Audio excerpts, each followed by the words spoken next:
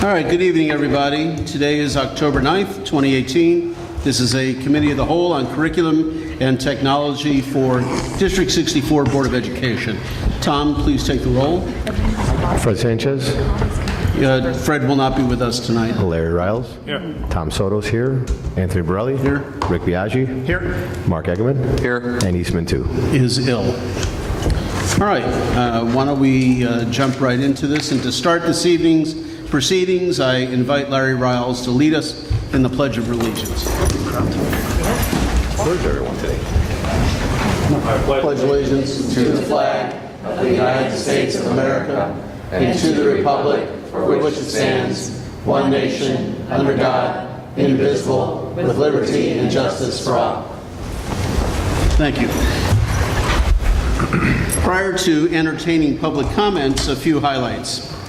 The district formally conducted the first board SPED committee meeting on September 25th. At the meeting were Drs. Heinz and Frost, along with the entire complement of the committee members. I, along with other interested community members, also attended.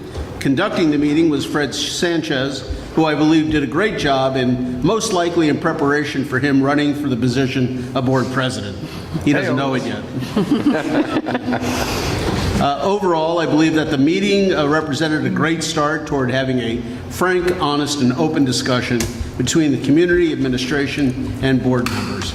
Dr. Frost provided significant data as to both what has occurred in the Special Services Department and, more importantly, what will be occurring. We will have a report on this meeting by the board representatives at our next regular meeting. Regarding the SRO Board Committee, the committee has been invited with the committee member selections to serve on the committee. Many of the identified individuals have been contacted and have alerted this office as to their willingness to serve. As of now, we are waiting for the organization and institution of the first meeting. So I turn to the two board members on this committee and ask of any updates. Rick, Tom? We've reached out to, I believe, everyone who hasn't yet given their approval or acceptance of the offer. So I think everyone's been reached out to.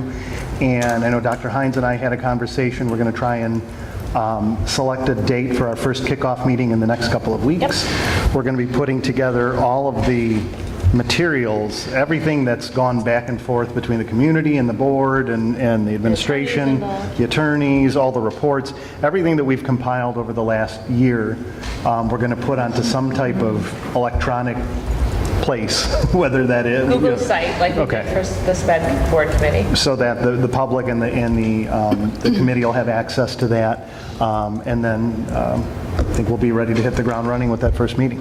Oh, that's great. Okay, so as developments continue, obviously we'll keep the rest of the board and the community apprised.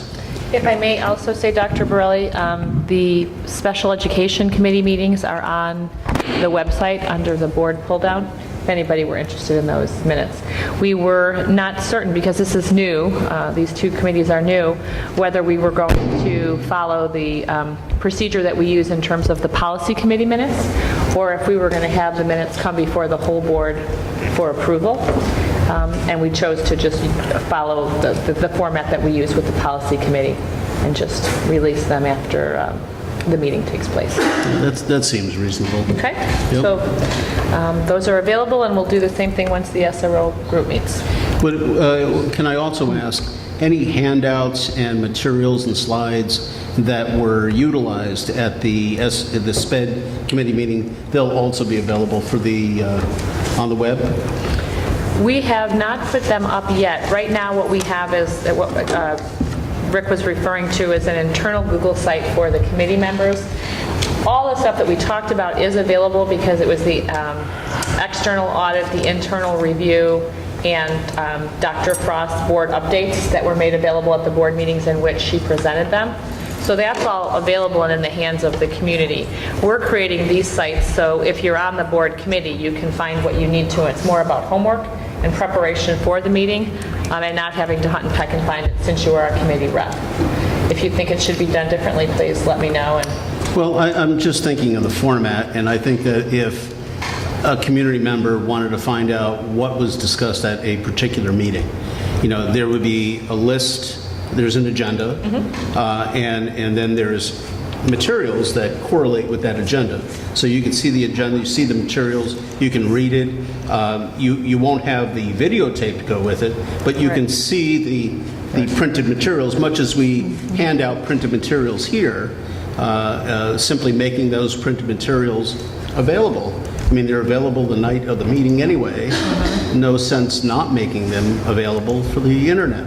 So is the Google site that is set up for SPED committee, is that accessible to the public, or is that only for the committee? How we have it set up is, right now, is that it is for the committee. Okay. Could we, So- is that possible technologically to turn it on so that the public can see it too? Sure. And then maybe, I guess in theory, maybe SPED more so than SRO, there could be, there wouldn't be a situation, I'm thinking, where there'd ever be like a document on a particular student where the public couldn't have No. access, because the committee can't see that either, only the board members can.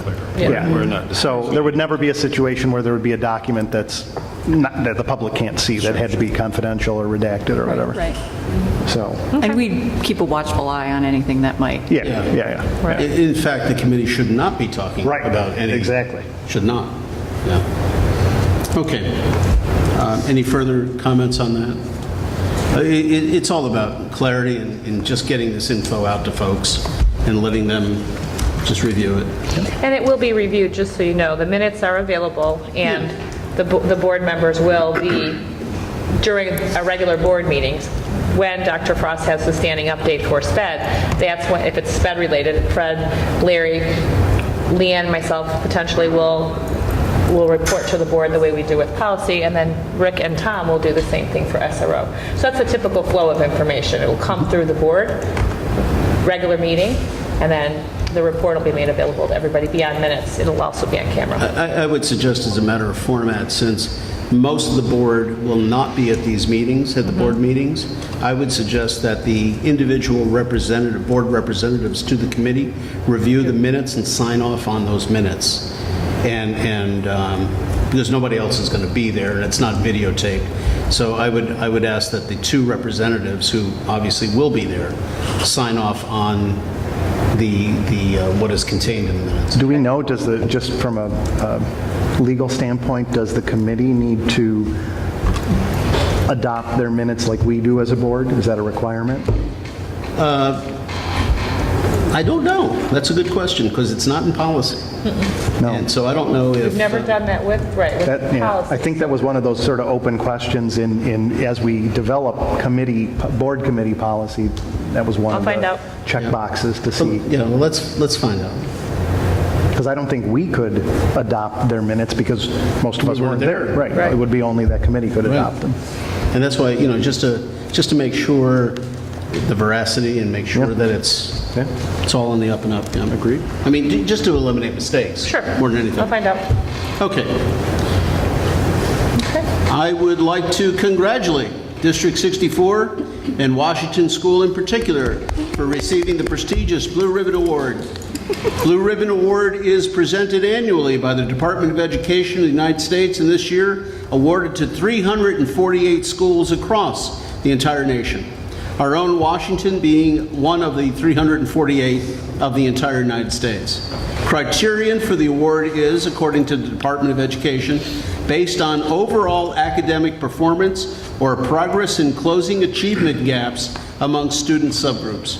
According to the U.S. Department of Education, Washington School was recognized as a, quote, exemplary high-performing school. Again, my congratulations to the staff and administration of Washington for the recognition of their hard work. Wednesday, September 26th, the district held the 6th biannual ABCs of School Board Service. Attended by numerous community members, several current board members, and 3 former board members, a lively question and answer discussion was held on all aspects of running for, serving on, and maintaining a seat on the District 64 Board of Education. Finally, at our last board meeting, as a matter to conduct a more effective and speedy meeting, the board has agreed as a practice to conduct itself under the following guidelines as policy adopted from Robert's Rules of Order, 10th edition. All agenda items will have the opportunity immediately following board discussion to have community input in the same format and time frame as public comments. Those comments will be limited to 3 minutes and held to the item being discussed. This would leave the public comment section for comments on non-agenda items. During public comments or agenda item comments, the speaker will be addressing the entire board. However, the board has agreed to not address the speaker. Should a board member feel the need to provide input, those comments will be directed to the board president and not the speaker. Should the comment require a retort, it will be provided solely by the president, who may, at his or her discretion, direct further contact and discussion by the administration outside of the meeting. During individual item board discussion, the board will closely conduct itself along the Robert's Rules of Order 10th edition. A board member will raise their hand to be recognized and awarded the floor, at which time there's a 3-minute window to convey his or her thoughts. All members requesting the floor will be given the opportunity to speak. There will not be a restriction of the number of times a member may be called to provide input until a consensus to end discussion is understood or taken. If there's no alterations to the above, and I ask the board if there's any questions, concerns, or comments on. Not hearing any, I suggest we proceed to public comments. So I look out to the audience, and if there's anybody who would like to come to the podium and make a comment on a non-agenda item, please feel free to come forward. And not seeing anybody, Thomas. I've been here for several years, and I wonder, Yes. why is there no one here today? It's a good question. It's a good question, Tom. Heartbreaking to me. I mean, the reason I ask the question is because this seems to be an important element of what we do as a board. It's why we exist as a school district. Probably the most Student learning important and thing technology. that a school district and a board does. And I was expecting a full house, to be honest with you. When I walked in, I was like, oh my, there's going to be a bunch of people here. This meeting is, someone had mentioned that we'll be done by 9. I'm like, there's no way we're going to be done by 9. There's going to be people here wanting to ask a bunch of questions. And then I walked in and I see a lot of lanyards, which means the people that are here work for us. Everybody that's here is deaf. Yep. So you've been on the board much longer than me, Anthony. Laura, you've been around school board. Just maybe you can help me understand. I can't. It is disconcerting to me I would agree. that the community, or at least people who have children in the district, are not more concerned about this vital discussion that we're going to have tonight. Interested, not even concerned, but just interested about it. Yes. This is a So- phenomenal presentation, full of information. It just befuddles me. So Mark? Well, it's a good thing we're so transparent that they can watch it on video. on their computer at a later time. So I'm sure that's what they're all doing. let's hope that occurs. All right, sorry.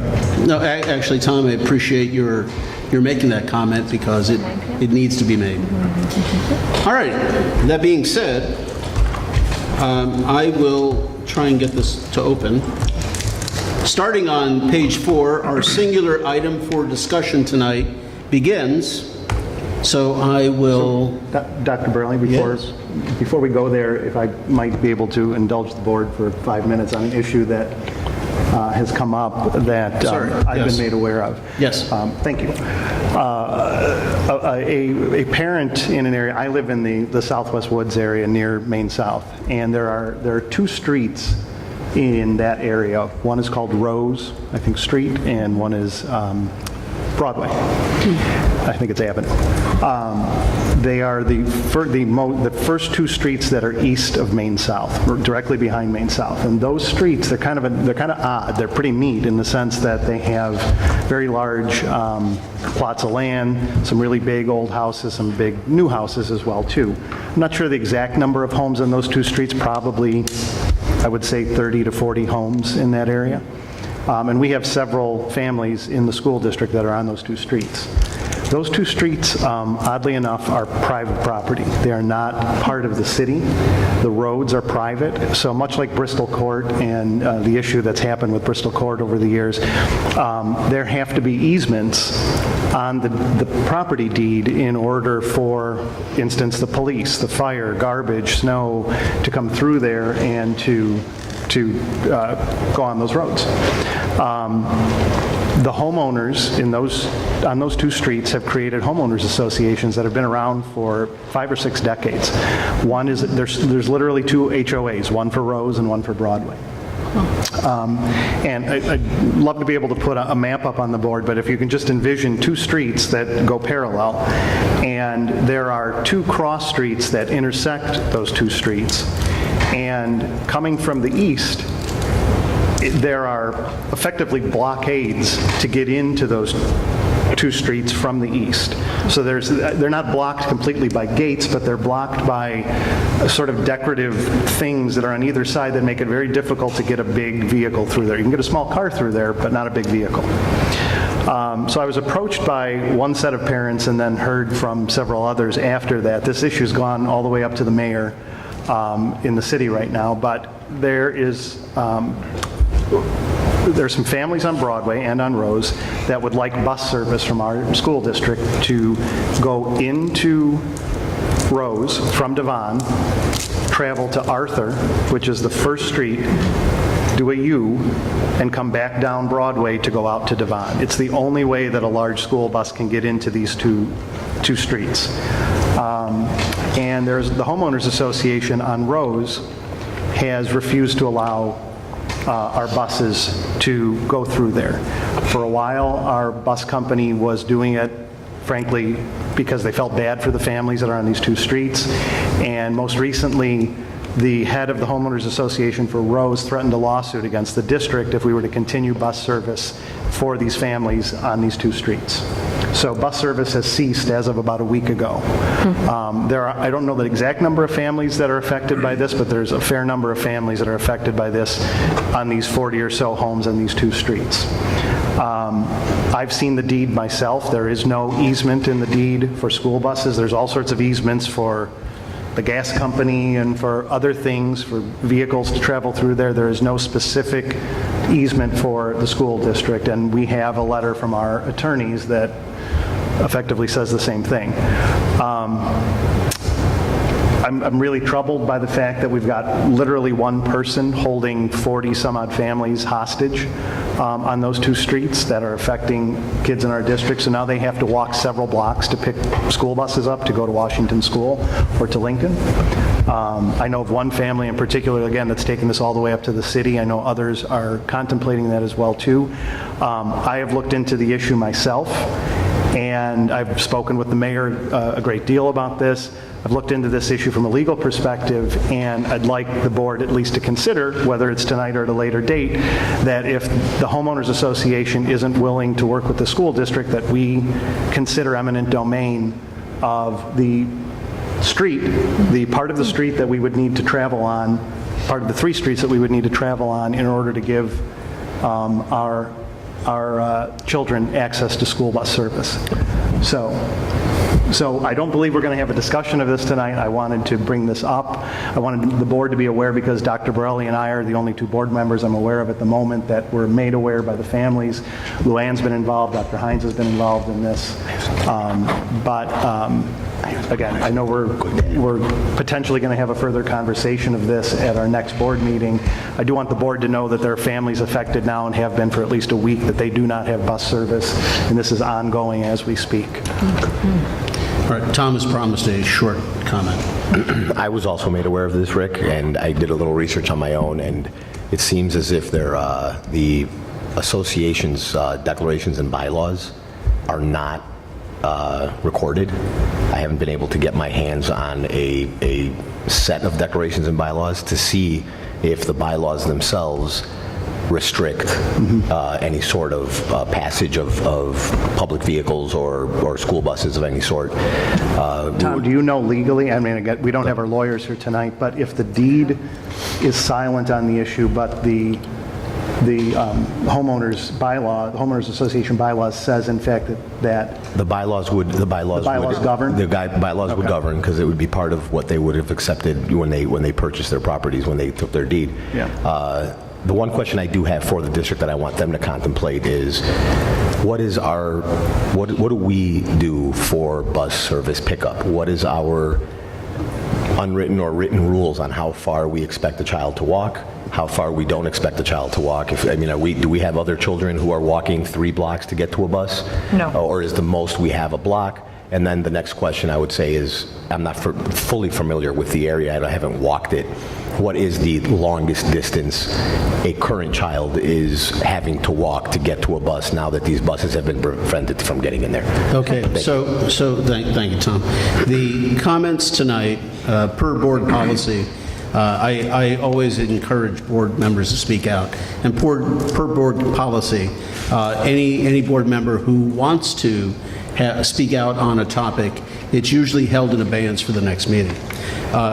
Rick was able to provide comment tonight, as did Tom, to set the stage for, at our next meeting, Dr. Heinz will have information prepared for all the board members, taking into mind and into account what Tom has provided and what Rick has offered.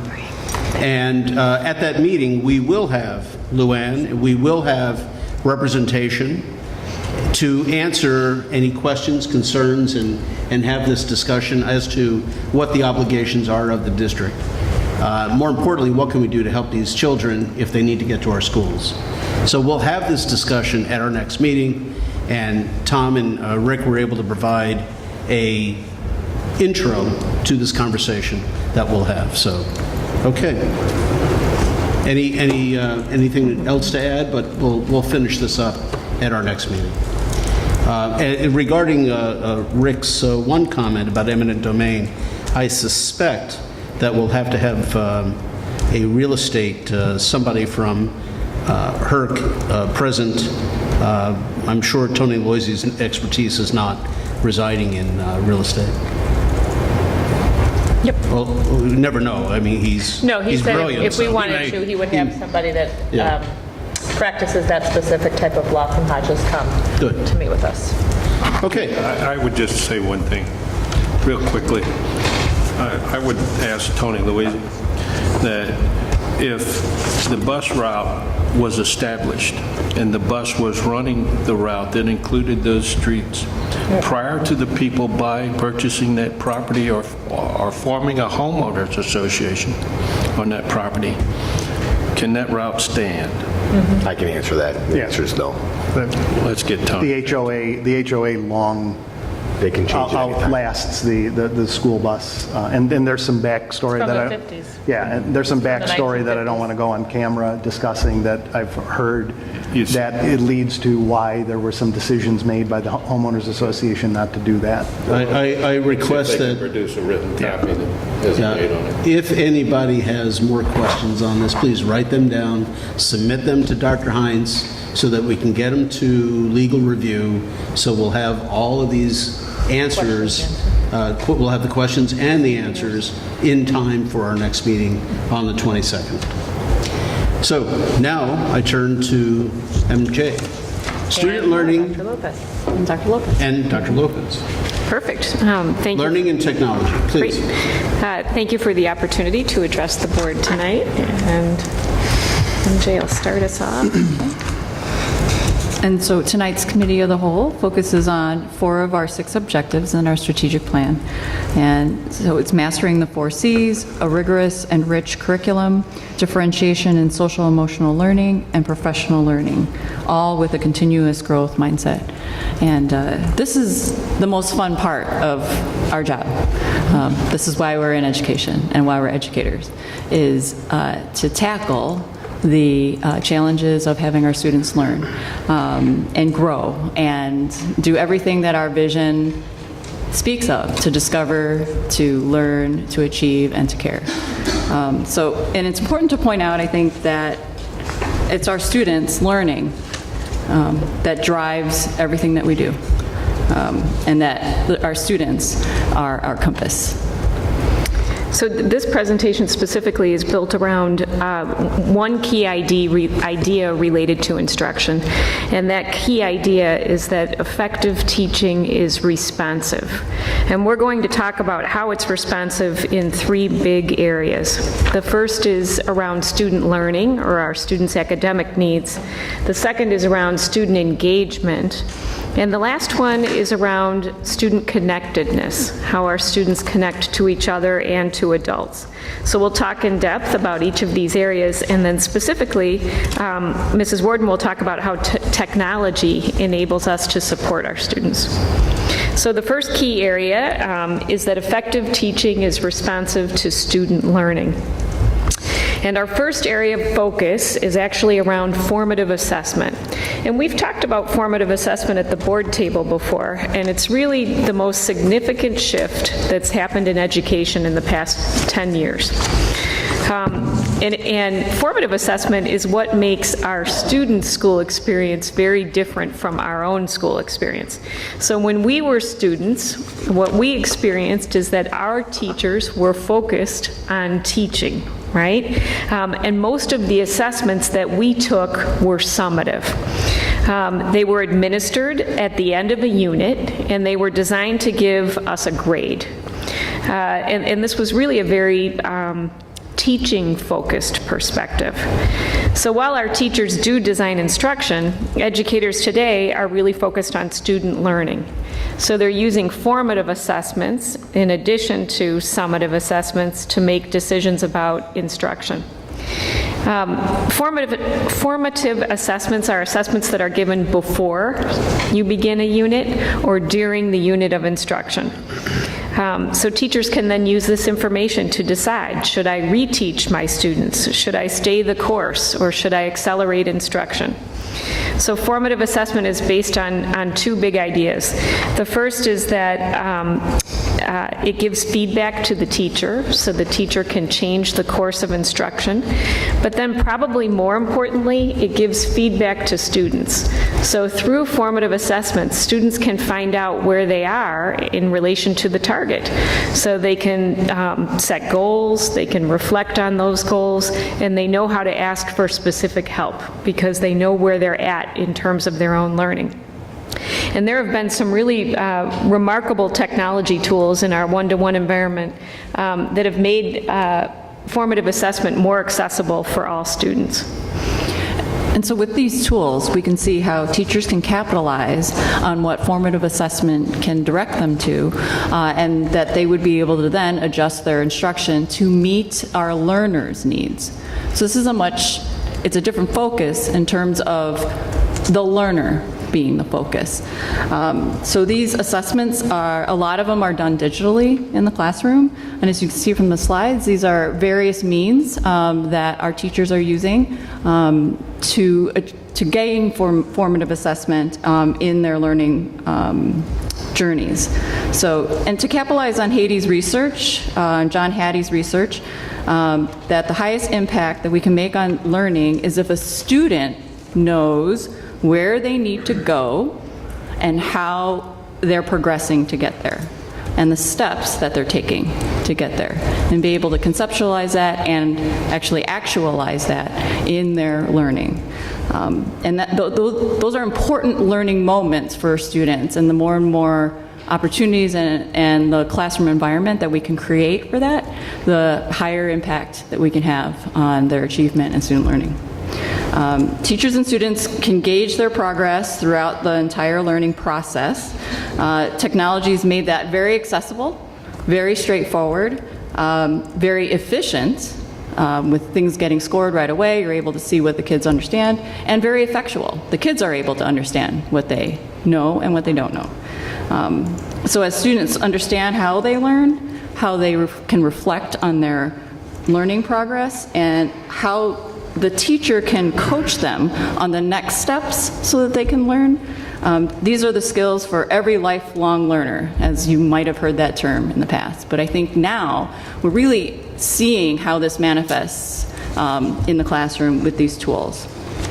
No matter what's placed before them, they're able to attack to their learning.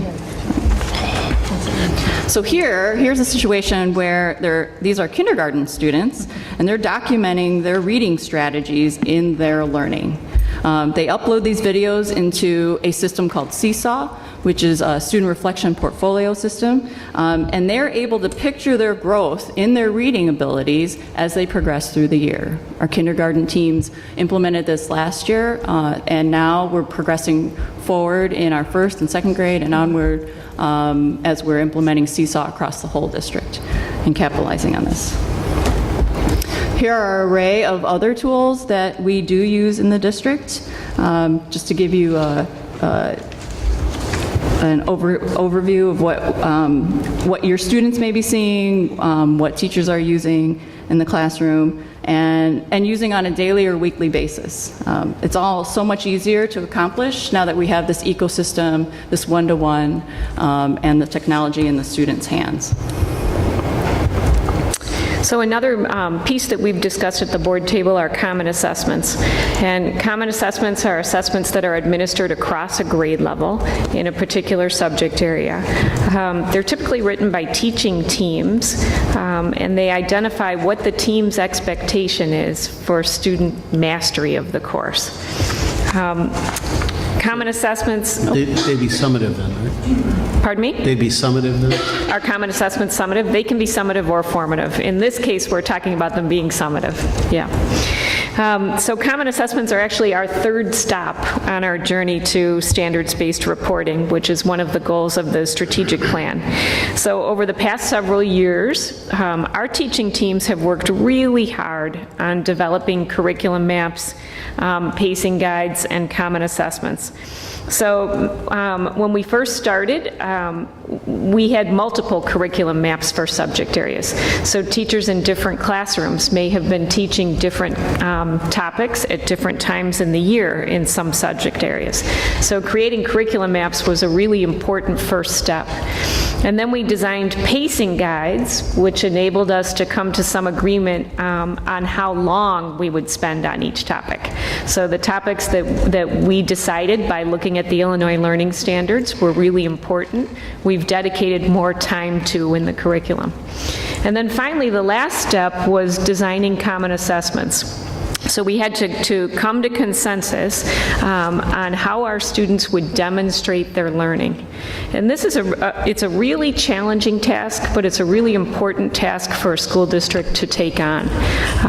It really helps us set a standard for rigor across the district and helps us set a standard for when students should receive intervention or when they should receive acceleration. One of the two other interesting things about common assessments that I think are important to note. The first is that they can help us identify systemic curriculum issues. So when a whole group of students do poorly on one part of a common assessment, we can ask ourselves, is this a teaching issue? Is this a resource issue? Is this a time issue? And we can kind of brainstorm with each other what we think the issue might be and work together to resolve it. Sometimes one group of students will do poorly on part of a common assessment, and all of the other students will do really well. And then we can ask ourselves, how did you do that? And sort of get access to everybody's best idea around a common assessment. And looking at the data in that way, we can share ideas across teams and even across schools. Common assessments for the core classes, they work the same way in the elective classes? They do. So and in the elective classes, though, our common assessments are sometimes performance-based. So, for example, in our keyboarding classes, our students will sometimes write something or perform something. In our family and consumer science classes, our students will sometimes create a product, right, that's related to food. So they have different common assessments, but they typically are more, I guess, maybe a little more active, a little more performance-based.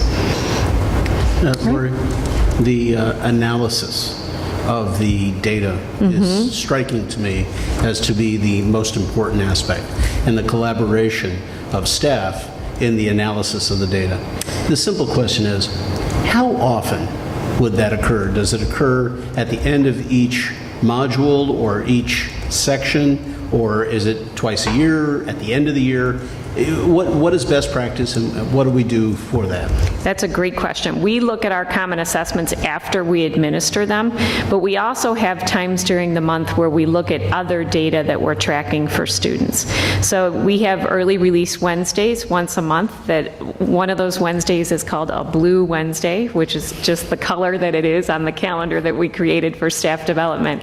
And on Blue Wednesdays, teaching teams have a chance to come together and bring their student work and compare their work to each other and say, boy, I think this group of kids needs an extra intervention. Let's decide as a team how we're going to do that. Or how did you get your kids to do that? They did really well on that science task, and my kids sort of flopped on it. And they can share teaching ideas or instructional ideas. So we have that specifically set aside monthly on those Blue Wednesdays. And then again, and at middle school, they have common team time where they can come together and work on that as well. And then again, after our common assessments, we compare our data. But one of the things that we're really excited about that the board might remember approving is our Power School Assessment Builder and our Performance Mastery Tool. And MJ's going to talk about that because, Dr. Borelli, that really makes getting access to the data easy.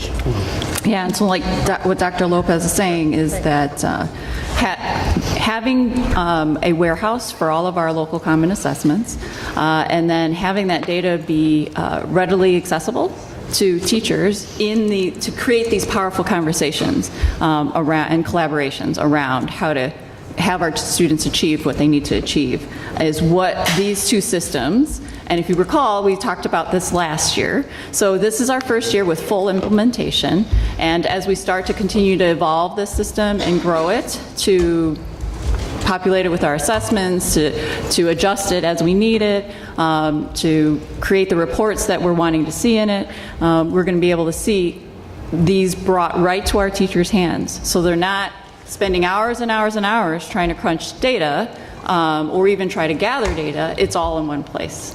And that's the power that we've had that we're looking to build as we continue to have the systems evolve this year and kind of grow it throughout the school year. Were you able to take any longitudinal data from prior and load this, preload this? Yes, we have loaded the past 5 years, and we're going to continue to load prior years into the system. We're also ramping up and starting to load.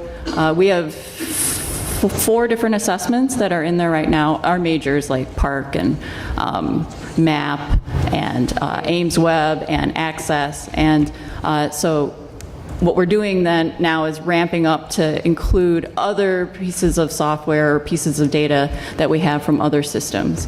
And then as well, once we start to populate this with our local common assessments, then the power of being able to see data from our local common assessments based on our MAP data, our PARC data, then we can really start to have strategic conversations about how to affect instruction. Have we looked at assessments as they apply to special needs students? Yes, and that's also used in Performance Matters as well. So all of our students are in here, all of their performance data is in here, and we're able to really target the kinds of things that they're needing to work on as well within these assessments. And Larry, one of the things that we're working on this year is, as required by our students' IEPs, we're designing accommodations or modifications to our common assessments so that they're more accessible to our students with special needs. So that's something that teams are working on. So for example, I work really closely with the middle school science department, and we have a middle school science safety test at the start of the year so that we know students can work together safely in the lab. So we're going to be looking at that assessment over the coming months prior to its implementation next year to say, how can we make this more accessible for all students? Is there something that's noted in a child's IEP, or is there an accommodation that should be readily available for kids? That's great. You know, and that's what I'm looking for. I'm looking to see that those special ed students are included in every part of our education system in the schools. And that's great. I appreciate that. Yep. So one final question. Sure. So I understand we have all this great data, longitudinal data, 5 years before, 1 year now added. Going forward, we can see how we're doing amongst ourselves. But what are we comparing that to? What is the benchmark? What benchmark has been loaded so that we can compare our results against? So we have national benchmarks for our national assessments. So for things like park and access and map data, we can look at national norms. Well, the map is special, though. You did something special with MAP, which I think is just outstanding. I don't know if you can replicate that, though, in other areas. It's difficult to replicate in other areas, although with our common assessments, over a certain period of time, we can get a local benchmark. So we can look and see how discrepant students are from our local norm. So, and we have a tendency as a district for our bell curve to be, it looks a little different than a traditional bell curve, right? More of our students are performing at a higher level. So we can look and see how discrepant our students are from probably what would be closer to our mean, which would be at the 75th percentile versus the 50th percentile. Is any of this data shared amongst districts? Like It isn't, you know. Because I said we have We our... did that a number of years ago. Remember, we tried Well, to we reach tried. out. Yeah. We did.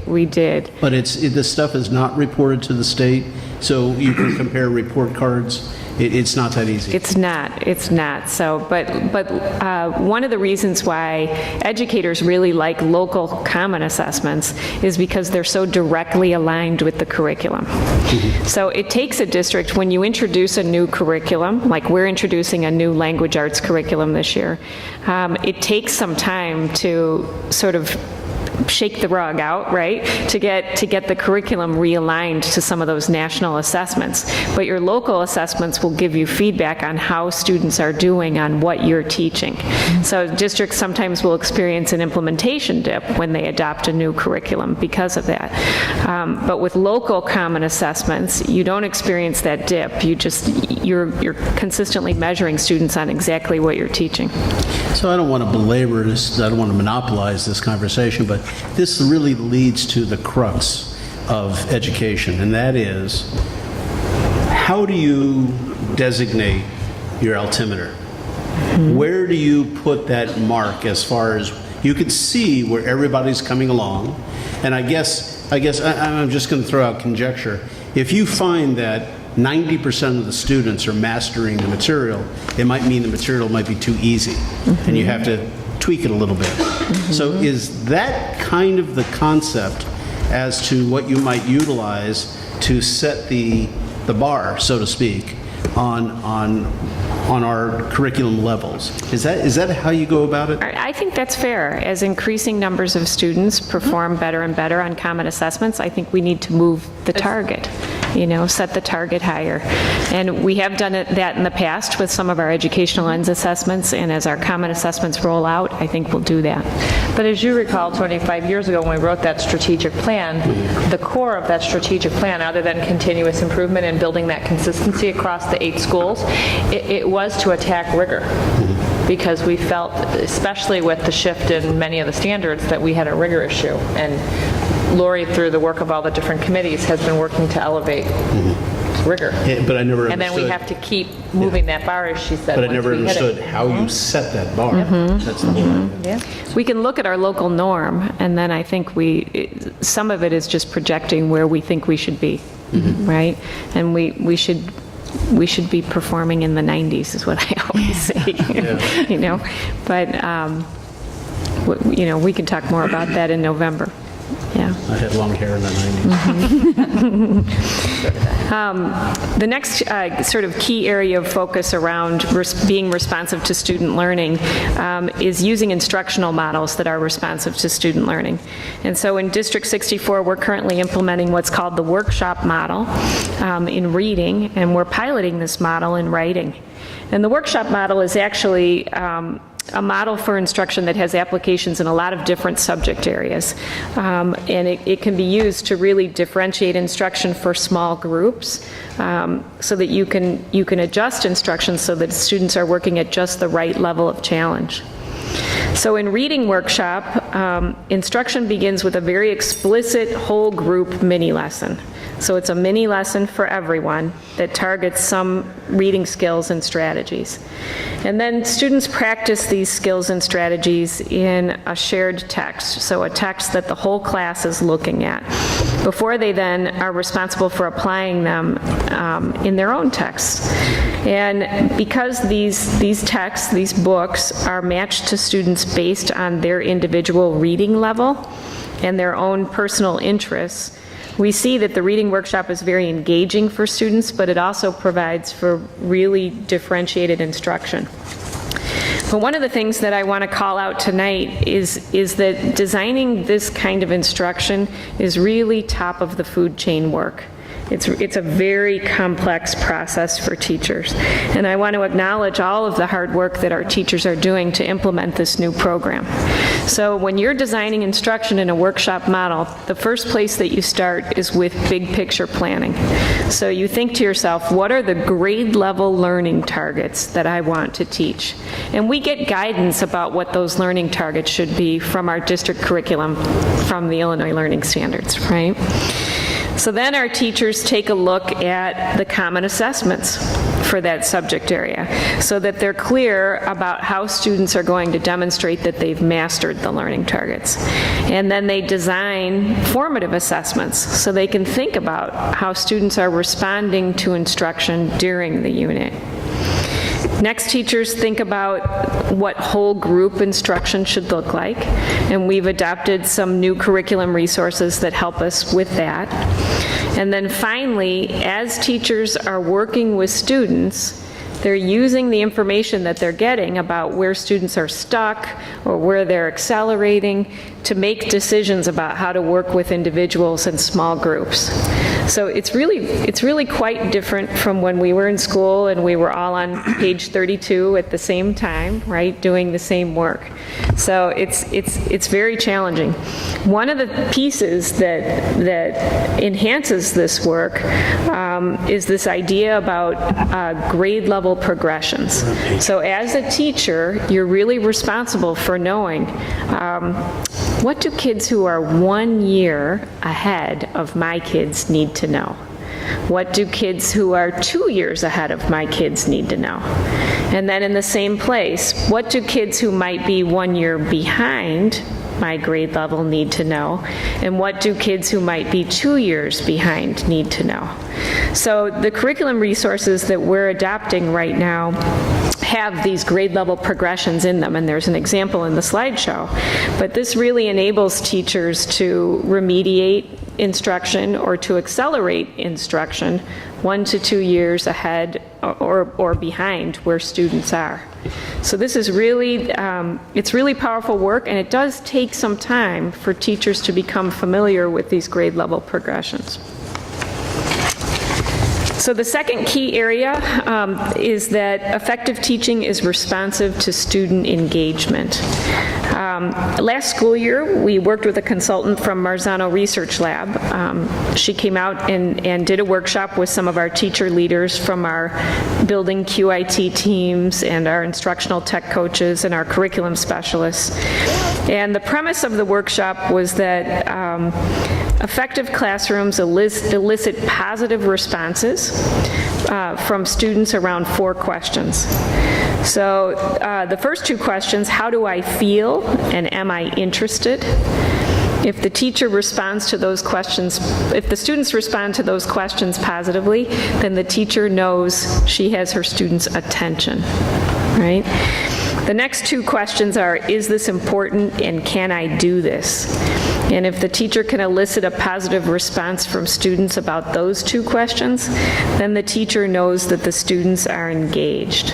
So we focused on strategies around those 4 questions with the consultant that we worked with last year, and we're continuing to build this framework into our instructional practices. And one way that we're doing that's one of the goals of the strategic plan, is by engaging students in real-world inquiry. So, as you can see from the 4 questions, engagement is a key factor in our students' learning and performing. And so, creating the context in which they are learning the content and the skills allows students to become that much more engaged in understanding and in connecting with what it is that they're learning, so that we can elicit those positive responses to those 4 questions. And so that's the crux of the design, and that's the challenge of the design. Teachers are coming around, we're running them through professional development workshops so that they are designing these learning experiences for our students.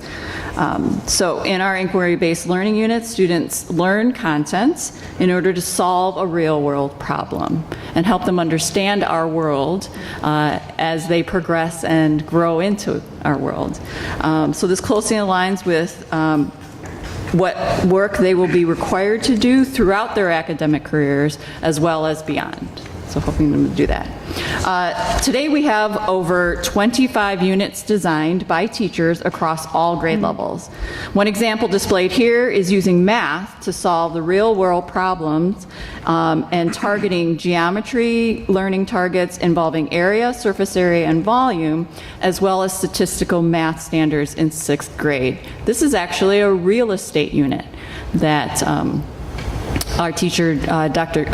Josh Hammond, had created for his students in order to learn this. And one of the comments the students made coming away from it was, oh my gosh, this is like real life work in understanding real estate, how it happens. They were all expected to research how much a plot of land would cost in Park Ridge, and then what it would cost to build, and then how they would subsequently then be a real estate agent and sell that to the market. And this whole entire process really hitting at all of these different math concepts and having them come away with a really deep understanding of how this math plays out in real life. So I have a quick question. You know, when I was in school, it was pure rote. You know, somebody lectured it, and I remember several years back, more than several years back, when 21st century education was first presented to us, you know, and I was certainly part of that. Somebody standing in front of the classroom, open book, walking up and down the aisles, lecturing, and you're just supposed to memorize. Now, you know, it's applying a bit of information to real life, making it understandable, making it personal almost. How those people, you know, really understand it and connect to it.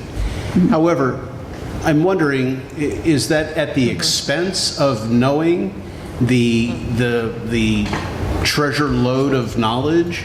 Is the pendulum gone too far, in other words? If the pendulum was too far the other way with pure rote teaching, is the pendulum swinging too far this way? Yeah. Is there some happy medium? I can answer that. The Goldilocks moment where there's just enough knowledge you have to memorize, just enough you have to apply, and then you really know how to manipulate that information. Oh, for sure, for sure. I mean, there is a certain body of knowledge that you are going to need to know and understand and memorize in order to then perform, right, and use that knowledge to actually apply it and do something with it. And that's my question. Has the pendulum gone too far to the one side? Are we staying in that middle moment to have a certain amount of knowledge you need to memorize, a certain amount of knowledge you need to manipulate with? Yeah, I think we're trying to strike that balance always. I think in this day and age where we have Google, the internet, right, information is so readily accessible. So the focus is not so much in downloading the information into our kids' brain. It's more about, all right, how do you get that information, and then how do we use that information to get to your learning target. The other piece, Dr. Borelli, that I think that you're, if you don't mind if I just jump in, there's, the pendulum did swing too far, probably about 10 years ago. Because I'm talking about the Google and the Wiki and everything else. It's Yeah. easy to go that way. Yeah. That's why I'm saying. So there was a big wave in education before there was inquiry-based learning that was called problem-based learning. And problem-based learning was like you give kids a problem and wherever they went with it, they went. And the challenge of it was the curriculum could be over here and the kids went like this. And that was okay, right? But then I think school districts said, hey, wait a minute, our kids aren't even working with the Illinois learning standards, right? They're over here solving these problems that they're engaged in, but they're not progressing through the content that's expected at every grade level. So what happened was problem-based learning sort of got called back and was repackaged into an instructional model called inquiry-based learning. And inquiry-based learning starts with the learning standards. So the initial hook that kids get drives them through the content that they're responsible for mastering. So whatever that hook is, it's like there's no way that they can create the final product without driving through the content. And sometimes what teachers will do if kids start to go rogue is they'll send in a notice to the kids that they're going off track and that they need to come back this way. So typically now at the launch of an inquiry-based learning unit, students know what their final product should be. They typically know what the rubric would look like so that they're being assessed. It's not as loose as it was. But I think, I would say about 10 years ago, it did get loose. And problem-based learning is really interesting. It started, some of it started at Southern Illinois University. There was, I believe, a professor there named Howard Barrows, I think was his name. But they noticed that medical doctors had fantastic information for diagnosing illnesses and for really working with some of the technical aspects, but they had no clinical bedside manner.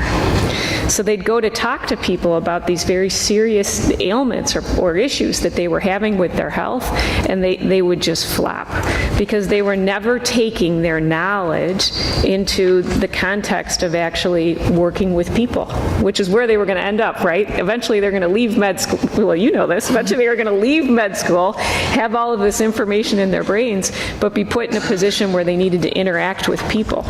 So problem-based learning created a series of scenarios initially for med school students who or it's one of the places where problem-based learning started. I'm sure it started in a lot of different places.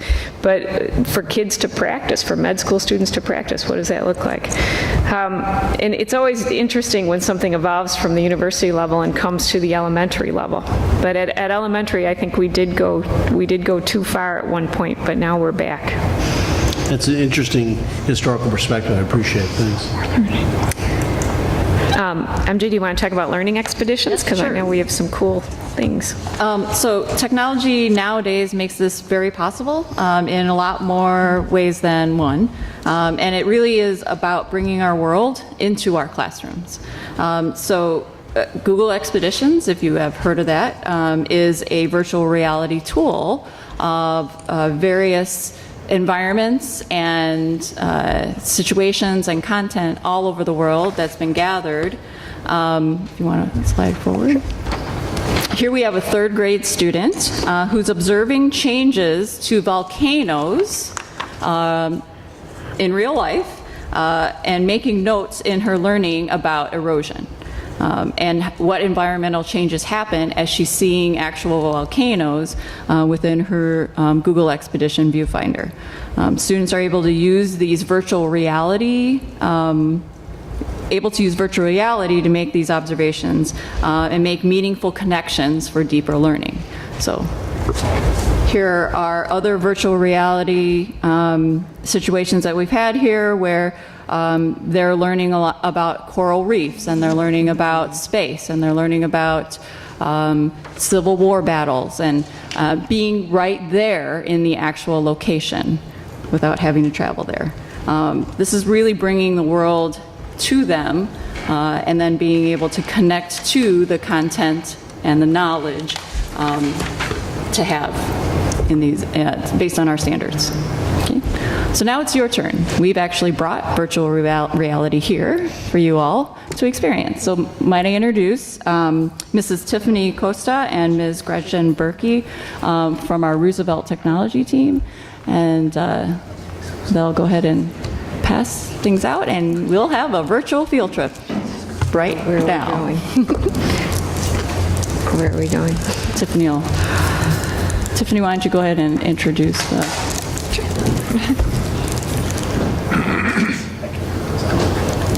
There's so I kids, how much of their tax bill goes to, Pretty cool. it goes to D64?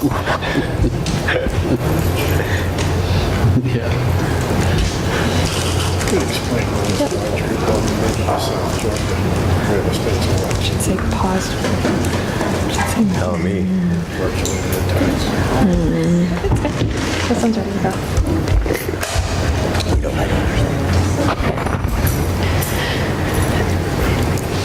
Ty. Any of you remember the viewfinders from... Oh, yeah. Yeah. You guys stand up, Larry, and do like a full Oh, I have one of these at home. do? Oh, yeah. We can wait. Tom and Tony, your turn. We flew over the Grand Canyon. So, Go all the way over with that chair. your teacher... So I do encourage you to sit down. Wait, what's that? I said I do encourage you to stay seated. Just and remember that you are now actually at that volcano that our second grade class went to. We are learning about how the volcano changes the land in conjunction with the NGSS standards, and our students were able to actually see the volcano change over time. So what I have in front of me is the teacher guide, and I can guide you on a journey through the elements of an eruption. So I can tell you a little bit about what you're seeing. The Earth's crust or outer layer is hard rock, but under the crust there are layers of softer rock and magma, rock so hot that it is melted. Volcanoes happen when heat pressure causes magma to rise up through the cracks in the crust and flow out the Earth's surface. So this picture shows just some of the physical elements that are part of the volcanic eruptions. And if you're looking through right now, I'm going to go ahead and direct your attention. You'll see an arrow pop up, and I'm going to guide your eyes, and I can actually see smiley faces if you're looking in the right direction on my teacher computer. So I see I have some great students here. To the gas and steam. So often an early sign that a volcano is erupting is a rising cloud of steam and poisonous gases such as carbon monoxide and sulfur dioxide, as well as carbon dioxide. The steam comes from underground water heated by the rising magma. So as a teacher, we have a great tool to guide our students through these very engaging experiences. It's one of the best things to go into a classroom, and if you wheel in the VR sets, everybody is so excited. They get thrilled. You've never heard class ooh and ah as when you hit the pause button, so I can pause the button and show you how I can change scenes very quickly. And the students, you'll always hear that gasp of excitement as you take them underwater, or you take them to a desert, or you take students inside the teepee that they've been reading about in their novel. So it's been a great tool that we've been able to have. Our original grant was through ELF, and we were able to implement this at Roosevelt and share it with all the other buildings as well. And now they all have sets as well. We were able to lend it to Lincoln Middle School, and students use this to create their own escape rooms with hints in the VR headsets, and we're able to really do some in-depth thinking. So this is something that's used from different across grades? 2 on across up. Courses? 2 on up. 2 on up. Second grade on up, just because of the dizziness of Yes. the viewing and their eyes and Making things me a like little that. dizzy. Yeah, we definitely go through a little, tutorial on best practice, and we talk about setting it down and moving slowly, not too quickly, making sure we stay planted on the ground and realize that we're not really on the volcano. So we have all those discussions. We take breaks, and it's very teacher-directed that you can force the break and have the class discussions. So this is a component. Is this going to become, I'm sure as time goes on, there'll be more and more information that can be plugged into this. So is this something that's going to be expanded as time goes on? Sure. Or it is? Yes. So And this really our current utilization levels would be at what level, and how much more would we need to roll out? I mean, would we go one-to-one at some point? Oh, no, this is really kind of this is cutting edge at this point right now. But it really is, this illustrates the point of creating that context in which students would learn the content and learn the skill. So this is part of creating that inquiry-based environment, that engaging environment, so kids can make these kind of connections to our real world. Instead of just studying it from a textbook or studying it from a lecture, they're able to really grasp internally why this is important to know, or why I would even be connected to this at all. It's just one way of doing it. It's definitely a budding technology, because we have virtual reality, and we're even using it in our professional development with teachers as well, in this illustrated point. But now you're hearing on the scene for augmented reality and what that looks like, where you're overlaying information in an actual place with where you're able to then see in real time this particular 3D image of a heart, and being able to then see it graphically in 3D, and then also then be able to see pinpoints of information, so that you're actually then manipulating an actual heart in 3D. So it's all coming. I mean, when you're looking at even game playing and Microsoft Connects, and I mean all of these things that are out there already, we're finding really powerful ways to connect them to students and their learning. It's not new. When I was a kid, I had something like this. Exactly.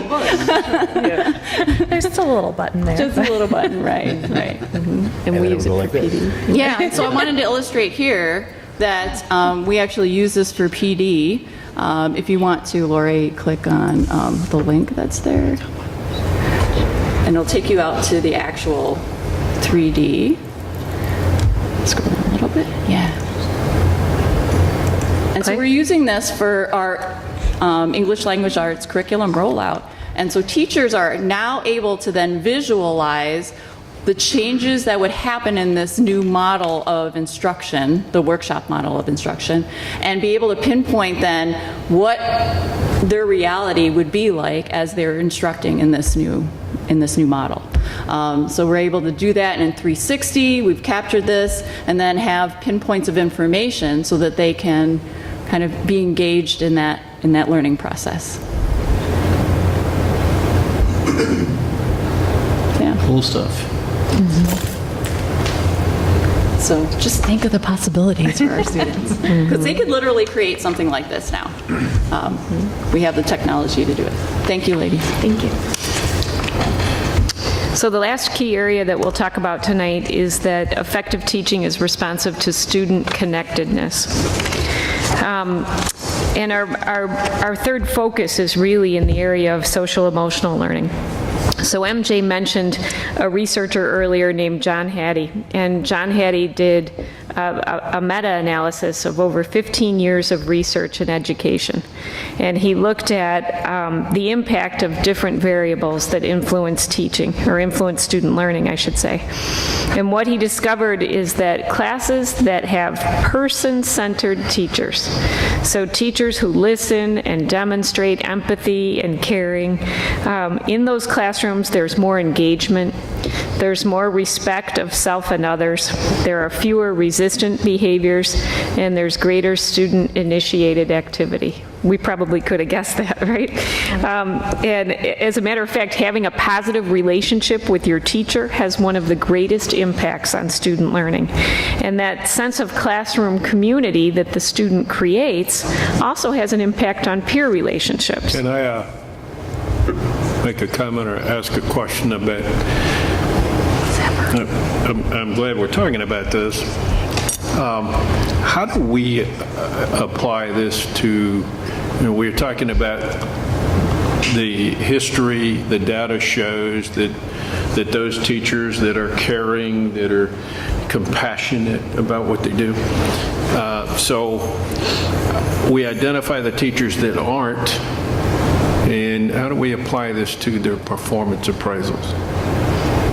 So our performance appraisal actually has 4 domains, and the second domain focuses on classroom management and student-teacher relationships.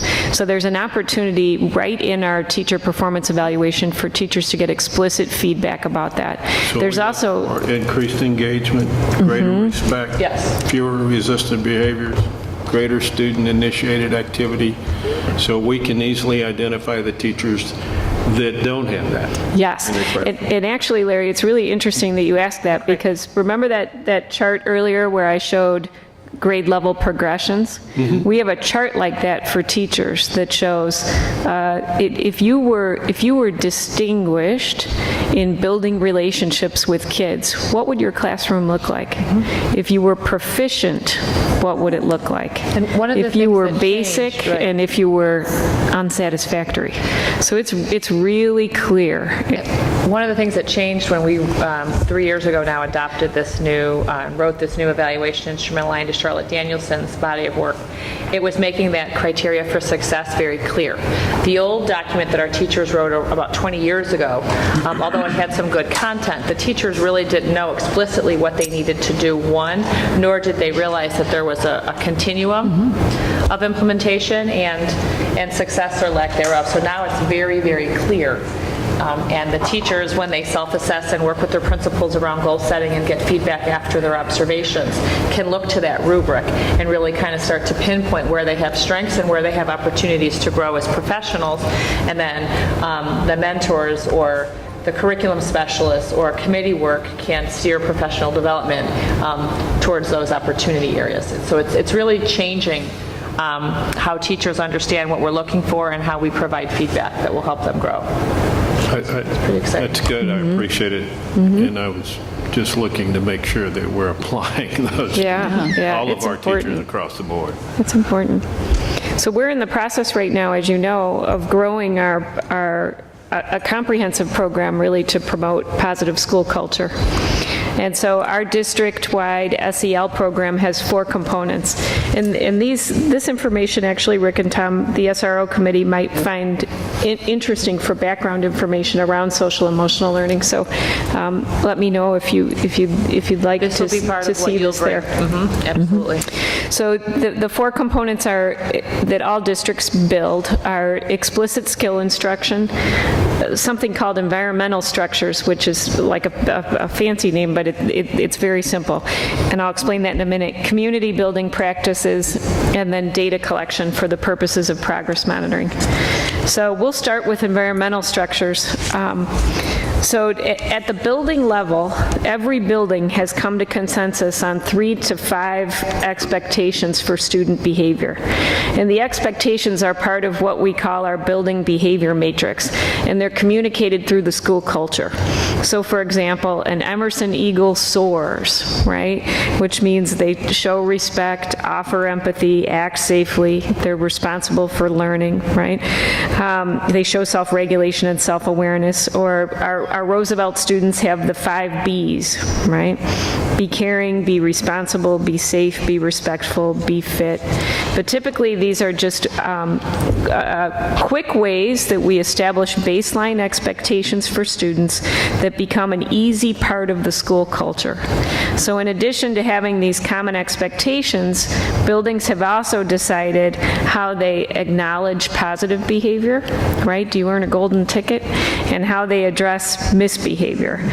And then buildings have really pretty extensive plans for introducing the the behavior matrix to students and teaching them about what this behavior looks like in the school setting. So that's just one small dimension of SEL, but that dimension is called environmental structures.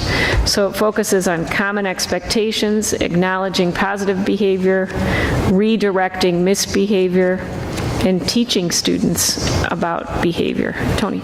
So as I'm hearing that, I'm thinking, you know, can this morph into something where we have 5 elementary schools, they have their own little acronyms, and they're operating differently? Or are those acronyms actually based on a common district-wide concept, and then you could interpret it and apply it any way you want at the local level, but it has to be based on a unified, centrified concept. So we had a big conversation about this as our SEL committee because, you know, one of the things that we're committed to is sort of having the shared value system. So we picked apart our different behavior matrices at the building level, and we realized that even though we're calling them different things in some buildings, it really is shared values. So we didn't feel like we were quite ready to cross-step to the next, we all have the same one, only because our behavior matrices right now are so tied to school culture and the mascot, and they're sort of, I don't know, they're just part of the school identity right now. So in the future, could that be a next step? That's a possibility. But when we looked at the values, we really felt like they were shared. Yeah, because that came out of the CEC. And Yes. it was a district of schools and not schools in a district. So, yeah. Yes, it did. It did. But this was one thing where we felt like there was enough overlap that it was okay. I was going to say, and since that time, when the CEC was here 5 years ago, these 4 components of SEL have been fleshed out, and we are a lot closer to having that commonality without it being like a canned program or something that's quite lockstep. Char Michael Bust, the consultant that we brought in last year, if we choose to go this route in another year or two, she would probably be a great resource for us because she does a lot of that type of work with districts across the country. So Lori's already kind of primed her for that and as a future direction. The second area that comprises an SEL program is explicit skill instruction.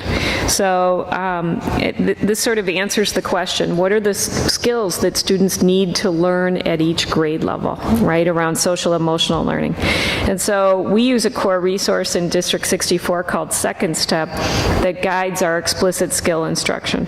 So at the elementary level, we focus on learning, empathy, emotional management, and problem solving. And then we also have a bullying prevention unit. And in K3, we talk with kids about bystander power. And in 4-5, we talk with students about how bystanders have the responsibility to stop bullying and cyberbullying. So the conversation around cyberbullying begins with our kids in 4th grade. At the middle school level, we build around 4 strands. So we have values and friendships, thoughts, emotions, and decisions, serious peer conflicts, and then we also talk with students about mindsets and goals. And again, we have lessons which focus explicitly on bullying prevention and harassment. One of the things that we've been doing as a team, Larry, is, because I think this speaks to some of the things that you mentioned earlier, is we're working together to brainstorm where these really important SEL lessons overlap with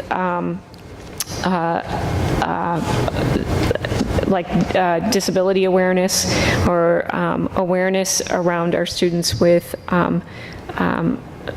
special education needs. Yeah, I talk all the time since I've gotten on the board and even before then about making the gen ed students very, very aware of our special ed students and the reactions between the gen ed students and the special ed students. I get very concerned about that we could do more in working to educate the gen ed students on the actions and characteristics of the special ed students. So I'd like to see more of that in the future. And Dr. Frost actually formed a small committee this fall to start, while we have some of that going on in the buildings, she formed a committee to systematize that work. So we're looking forward to seeing that evolve as well. The next piece is really related to community building. And community building is how do we build supportive relationships? How do we build a positive school culture? What does a nurturing climate look like? And this year, we're actually focusing on restorative practices as a key strategy for community building. And one kind of restorative practice, right? But practices that enable students to build positive relationships or to develop trust with each other, those are all generally fall into the category of restorative practices. But one practice that we're exploring is the use of a communication circle. And a communication circle can be used for anything. It's really just a way to organize class conversations. So they can be used to ensure that all students have equal voice in sharing their opinion about a decision that the class is making or that the school is making. They can be used to address tension that students are feeling. And they can even be used to resolve conflict. You can form a circle to resolve conflict. So our SEL committee was introduced to restorative circles in spring 2018, and then we had a cohort of about 30 middle school teachers as well as our elementary principals participate in a two-day workshop in June. And so over the next 2 years, all staff will participate in professional development related to restorative practices, and we're going to kick this off more broadly at our November Institute Day. And then the last piece, of course, is progress monitoring, because we have a commitment to continuous improvement. We want to understand the impact that these practices are having on our students. So we actually will collect data in 2 ways this year. One way is through a climate and safety survey, which, as you know, we just completed last week. And that will really give our school leadership teams information about strengths and weaknesses related to safety in different areas of the school, understanding our school, how well students and all stakeholders understand our school behavior expectations, what our attitudes are about schoolwork, what people's perceptions are about the frequency of discipline problems, all those kinds of things. But in addition to that, we've actually built out a system in PowerSchool that many school districts have built out, and it's called a data dashboard. And it really helps schools review real-time behavior data. So one of the things we have the opportunity to do in terms of sort of better understanding, in addition to better understanding people's perceptions about behavior, is look at the data without student names to understand where behavior is happening, what time of day is it happening, who are the referring teachers, right? What's the nature of the behavior? Is it swearing? Is it good old-fashioned sass? Is it, running in the hallway? Whatever it might be, right? What are some of the things that we're seeing? And what this gives us the opportunity to do is really design mini lessons for kids, so we can be more proactive about resolving places that kids might perceive as hot spots for things to happen. So we can be proactive about resolving situations before they happen. So this is great data for our behavior team to our behavior teams to chomp on. MJ, Is this the type of data that's provided to the board at the end of the year? No, it's a little bit different. So what comes at the end of the year are in-school and out-of-school suspension? Suspensions. That's with the categories that we report to the ISBE. So this is really, as Lori said, really geared more for behavior teams at each building and the administrators on a monthly basis to take a look at trends that are happening within the building, potentially particular locations, out at recess, certain hallways. And then we can either gear assemblies around them, use some advisory style time or SEL time to work with staff and students so they understand and how to redirect the behaviors or to stop them from happening altogether. So it really is just responsive. Might this not be a good thing for the board to be aware of, only in as much as it shows areas that need to be worked on, that obviously are being worked on, in as much as curriculum needs to be worked on, social emotional learning needs to be worked on. So I'm just wondering if this is something that maybe we should be more aware of. So I could prepare a report for the board that's sort of a summary of what our behavior teams worked on during the year, what they addressed. At the end of where the each year, behavior team kind of notes some bullet points that they tackled using the data. And we could include in that some of the action plans that get created from the climate and safety survey too. So it could be, we could do a follow-up update of that in April, how about we say? I know that the SRO officer at Maine South is heavily involved in this area, and that an SRO in our middle schools would be involved in identifying hot spots at the end of the year, the behavioral issues and problems, and I know they've used it very, very well at District 207.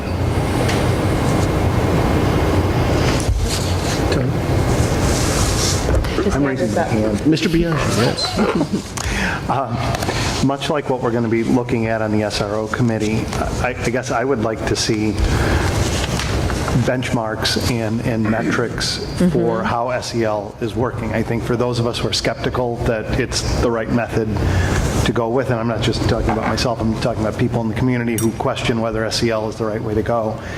SEL or SRO? SEL, not just SRO, but social emotional learning, and whether that is, and restorative justice and all these other things that are kind of trendy now in terms of disciplinary issue, disciplining children, students in the schools. Are we benchmarking this? Are we seeing whether we're moving the needle with this? Because I think there is some healthy skepticism that it actually works. So are we doing that? Are we measuring that? So, well, a couple of things. First of all, I do think that the climate and safety survey administered this past week gives us some baseline data to launch from. And I think that we don't have historical behavior data from the Power School program for elementary school because they just joined this year, but we do have some historical data from middle school. So we can look and see if there's a decline in behavioral incidences, and certainly that you could make the case that could be impacted by SEL. I'm really curious to learn more about how people are perceiving the explicit teaching of SEL practices as being something that we would feel skeptical about. We have SEL learning standards, Illinois learning standards, right, for the state. And there's the old expression, and I guess this is more of a philosophical question, but there's the old expression that people are hired for what they know and fired for who they are, right? And that's, you can leave school with the greatest sort of academic resume in the world, but if you can't manage your emotions, collaborate with people, contribute in sort of a positive way, you're really going to struggle in terms of your trajectory. So, I'd like to talk more about that, and then also one of the things I'd like for us to do is sort of remove the veil around sort of what this restorative practices look like. I think there's something that exists in a criminal justice community sort of sense that looks like restorative justice, which is very different from what I perceive as restorative practices in school. Restorative practices are really opportunities for community building. So one of the things that's coming out in the research right now, which would be interesting for the SRO committee to look at, is this idea that when we strictly discipline kids, when we only provide them with a consequence for a behavior, we break the relationship and we make it difficult for them to buy back in for the purposes of future learning. Right? So in school, it's always about how do we keep our relationships intact so that you can keep on learning. So that community building is a little bit different than what I would describe as having like a justice sense to it. Right? So when I think of classroom meetings are essentially a restorative practice that have been around for years before the idea of restorative practices was ever introduced. don't know. One of the things I'd like to do is, after our November Institute Day, is invite one of the trainers who's coming out to support us to do a parent presentation, just to talk a little bit about what restorative practices look like. And it's really, restorative practices is really a questioning process, right? You facilitate a conversation among a group of kids with some really well-articulated questions. And we could talk more about that at the parent presentation, but I worry that it's growing legs, and it maybe it maybe doesn't need to be, or it just needs to be clarified, right? And I think that's clarification, just understanding how these pieces work together and what the goals are. And to Rick's point, I mean, are we meeting those goals? Right, they need to be measurable, I agree. Right. And I think we have some good baseline data. Like anything that's soft and qualitative, it can be a little bit difficult to attribute, this happened because of this, right? I mean, we can look at the data and, I mentioned this before at the board table, we might have to make some, we might have to ask ourselves whether we're willing to make some inferences about the data. Well, and I think we need to tie that, I mean, I don't want to get off on a whole philosophical tangent, but my own personal belief I already went there, sorry. I know, we're already there, but I mean, my own personal belief is that a lot of kids this day and age lack morals and virtue, and that's why we're seeing what we're seeing as they get older. And I think, I mean, for those of us who have kids at Maine South, I think it's not a secret to say that, there's discipline issues out of control over at Maine South. I mean, my kids can't go in the bathroom at Maine South because there's kids taking drugs and vaping nonstop in the bathrooms over there. Literally, they can't even get in the stalls because there's 2 and 3 kids in the stalls at a time over there doing it. And nothing's being done to counteract it. And so that's starting here. We know it's happening in the middle schools here, and it's going over there as well, too. So I don't think it's fair either for us to just do the metrics once they leave our doors and then we wash our hands of it. We've got to see what we're passing on to D207 because it's happening over there, whether we like it or not. And it is totally out of control at Maine South. So. That all leads to a very important point. I think you alluded to it, Rick, and that's societal change. I mean, the data that you get for children today is certainly going to be different than data that you might get from 5 or 10 years ago, much less data when I was in 3rd grade in 1925. So, I mean, it's different, it's just different. It is. And how much, I don't know how you factor that in. I really don't know how you factor that in at all, but there is definitely some differences, and I think it is societal. Well, and kids are faced with such a different, I mean, their experience today, like you're saying, is so different, so. Yeah. I think, one of the things that they say sort of pivots or can change a kid's experience is a trusting relationship with an adult, right? Do they have that sense of connectedness where they feel they can say, hey, I don't feel safe here, or I'm uncomfortable, or I need to talk with someone about this. That would be one of my hopes out of our SEL program. See, that's a fundamental thing that should transcend generations then, right?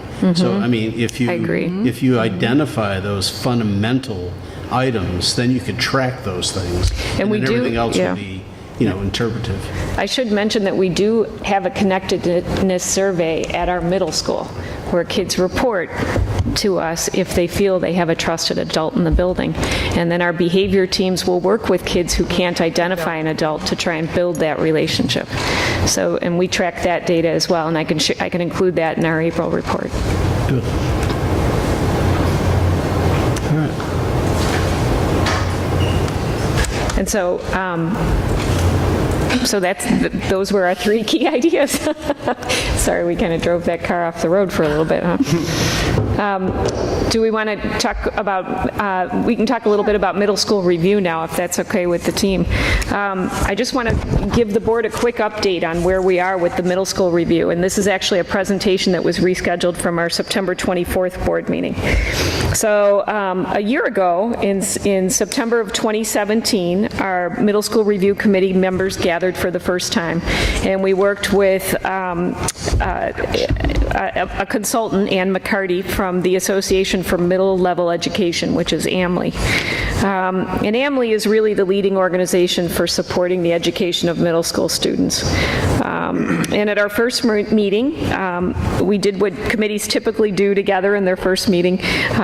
We completed a survey to learn about working styles and personality styles. We focused on the 16 characteristics of effective middle schools. And we started thinking about our district mission statement and what our own belief statements were around middle school education. So then, and we started crafting what those statements would look like. And then in October of 2017, we finalized those vision and mission statements and those belief statements. And those are posted on our website, and they were shared through our thought exchange process, which I'll describe in a moment. In October, we said to our consultant, to Ann, we said, Ann, we want you to talk to the experts about middle school. And we all know who the experts are. The experts are our middle school kids. And so she said, I'd be happy to. One of the roles that she has played in the past in her work with districts is facilitating student focus groups. So she came out and she met with focus groups at both Emerson and Lincoln at each grade level. And the kids had some really interesting things to say about middle school, about their connections to adults, and about what they might like to see in the future. And I had the opportunity to sit in on those focus group meetings, and you know, it's really interesting to look at the differences between 6th graders, 7th graders, and 8th graders. Our 6th graders just couldn't have been more pleased. It was like a unicorn ran through the room. They were so excited to be in middle school. They were changing classes. They just felt really cool, and they talked about how cool they felt. And our 7th graders, like most 7th graders, you know, they were a little angry. They had some things to report about, and they demanded immediate action, which we worked on with them. And then our 8th graders, it was fascinating. They came in, and it was like a job interview, right? They had some pros and cons that they wanted to discuss with us, and some real serious recommendations about what we could do. So the kids were just wonderful. They all had great insight. And they shared with us these 9 things. And I won't go through each of these 9 things, because I know you can read them or have read them, but I will say that we'll be talking about these 9 things as we continue to work in committee. Then in November and December, we launched our thought exchange, and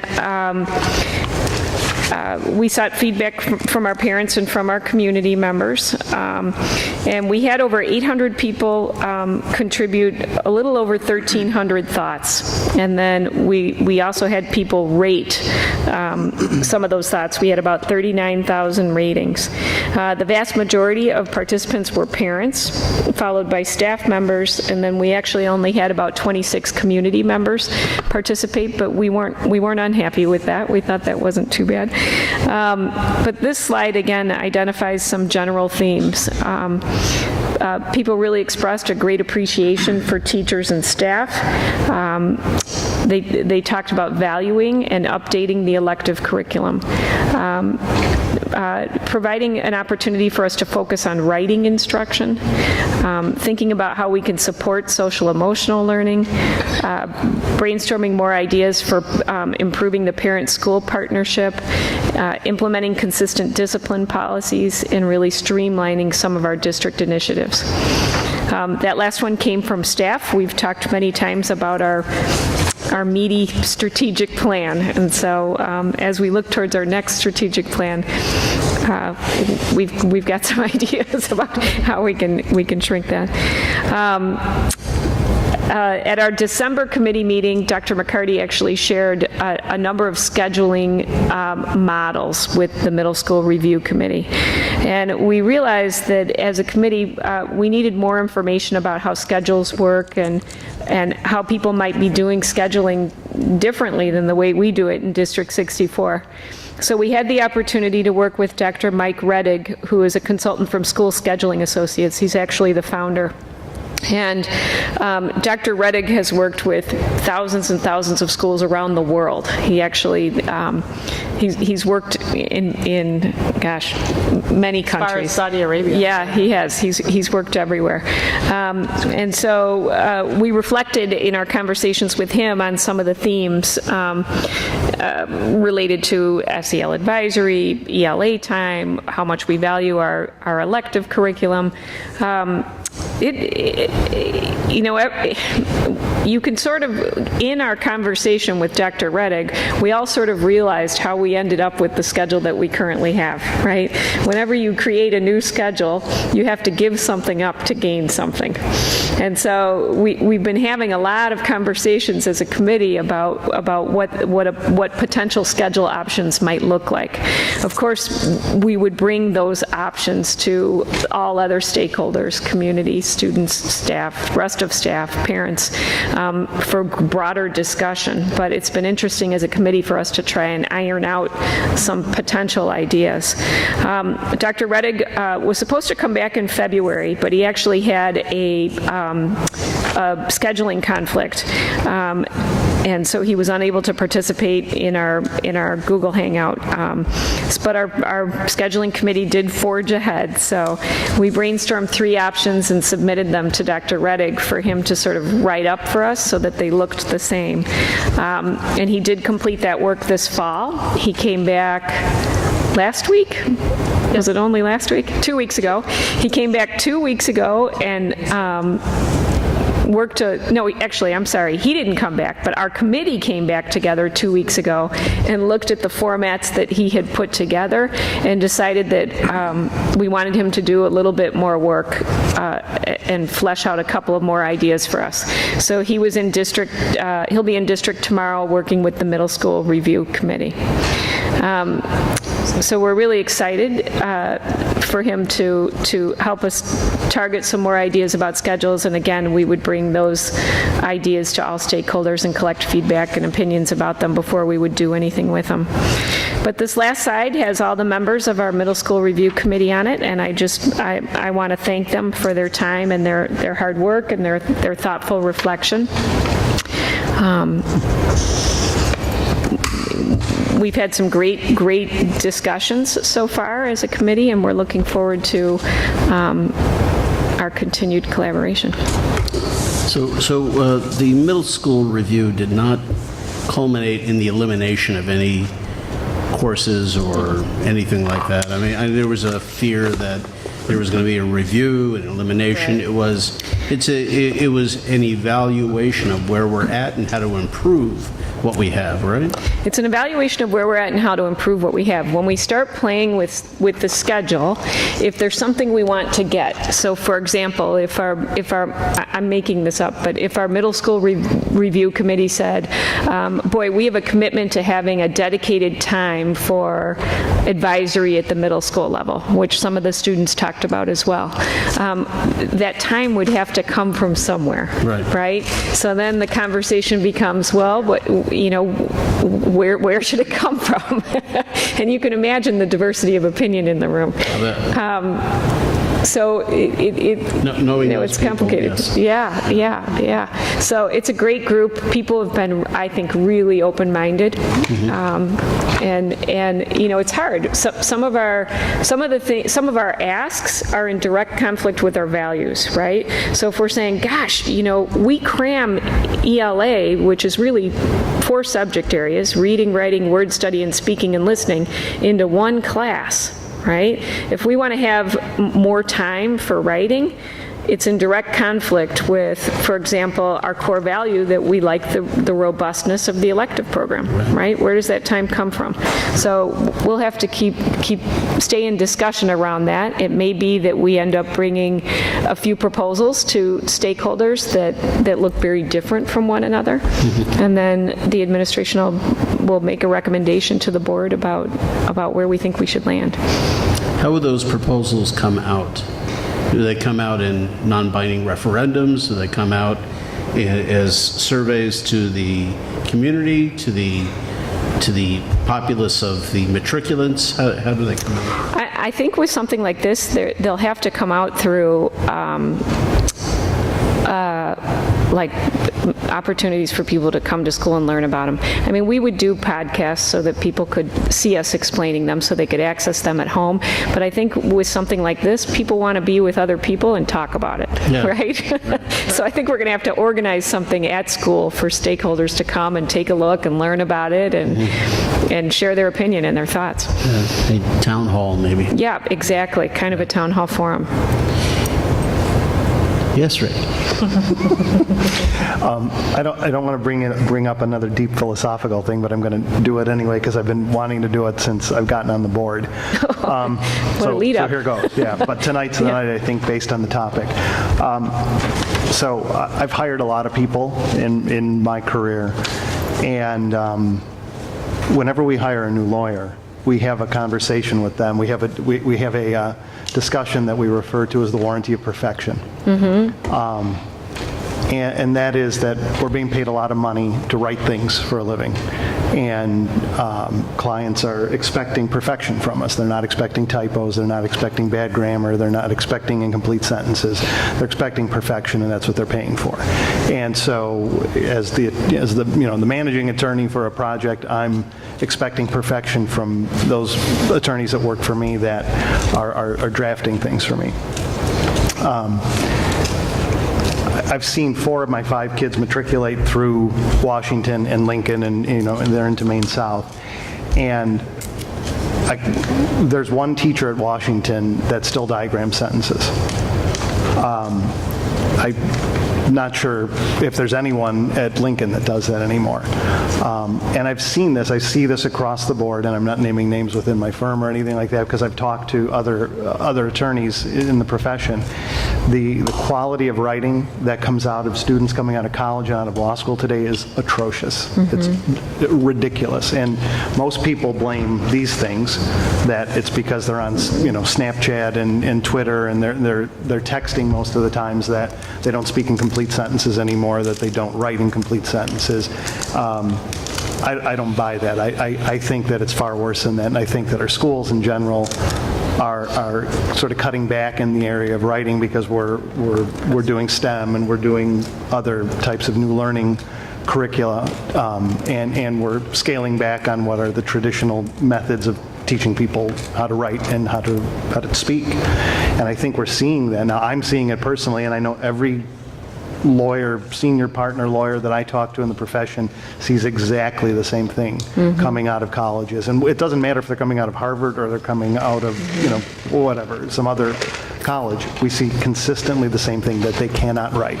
And that translates to they cannot speak either. They don't know how to communicate with another human being because all they do is communicate on Facebook and Twitter all day long, and they can't have a conversation like this. So I have concerns that we're taking, and I'm not just pointing to District 64. This is I think not just a global problem, a national issue that we're facing. And I'd like to hear what we're doing to ensure that our students leave 64 and eventually leave 207. I know that's not our purview, but we're sending them off to 207 with the ability to read, with the ability to write, and at a high level, not at an acceptable level, which it seems to me, and I've got kids who are all in AP everything, but their writing's not anything that I would allow, at that level that I would have written at that level. So I'm curious how we're tackling that, or if we're tackling that issue.